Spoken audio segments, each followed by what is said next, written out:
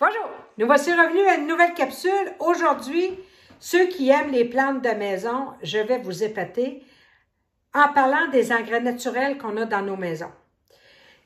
On a entendu depuis plusieurs années que l'eau de cuisson de nos légumes, du riz, des pâtes, peuvent être une source d'engrais gratuits pour nos plantes de maison. Bon, c'est bien beau, mais moi, je voulais voir. Oui, dans l'eau, il y a du magnésium, du zinc, du fer, du potassium, de l'azote qui reste, hein? Mais est-ce que c'est en quantité suffisante pour faire une grosse différence dans nos plantes de maison? J'ai fait le test depuis plusieurs mois. Je vous montre les résultats aujourd'hui. Ici, j'ai deux plantes de maison. Regardez, je ne sais pas le nom. S'il y en a qui le savent, vous me l'écrirez dans les commentaires. J'aimerais bien le savoir.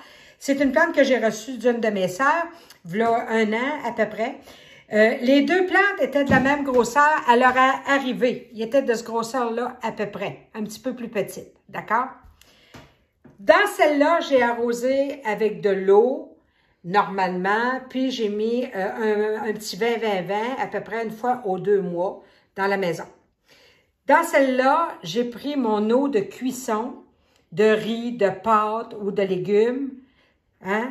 Puis je l'arrosais à peu près à toutes les 2 semaines et demie, 3 semaines avec ça. Regardez la différence. Je ne sais pas si c'est un hasard. Puis, ce qui m'étonne encore plus, c'est, regardez, ici, on a eu une grappe florale. Ici, regardez toutes les grappes florales qu'elle a eues. Donc, on voit que c'est bon pour faire fleurir aussi. Le hic, si vous utilisez ça, ne jamais mettre de sel dans votre eau de cuisson. Parce que si vous arrosez avec un eau qui a du sel, vous allez brûler vos plantes. Donc, le sel, on va le mettre sur les légumes après, les pâtes, le riz après. Donc, c'est pas compliqué. Si j'ai de l'eau de riz, hein, c'est pas compliqué. Alors, on va arroser tout simplement nos plantes avec, comme ça. D'accord? On peut aussi prendre autre chose.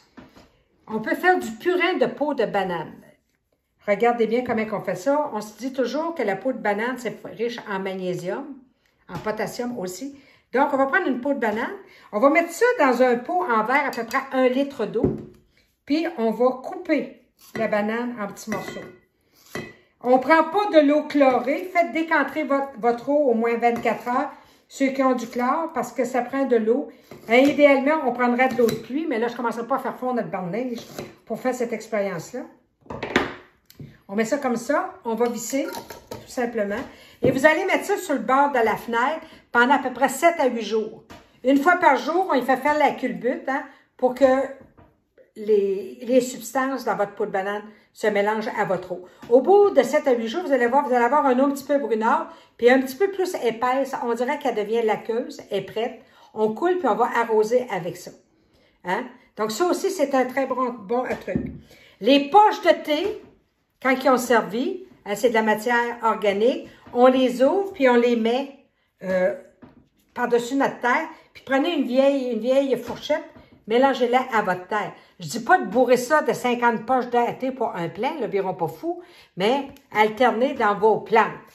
Je vous conseille pas le marc de café tellement dans vos plantes de maison parce que à la longue, si vous en mettez trop, ça peut acidifier le sol. Alors, puis il y a beaucoup de plantes qui aiment pas les sols acides. Gardez le marc de café pour l'extérieur, comme je vous ai déjà dit, qui est très bon à l'extérieur parce que là, on a plus de place à le mettre. Alors, je vous recommande fortement d'utiliser vos eaux de cuisson. On a fait le test ici.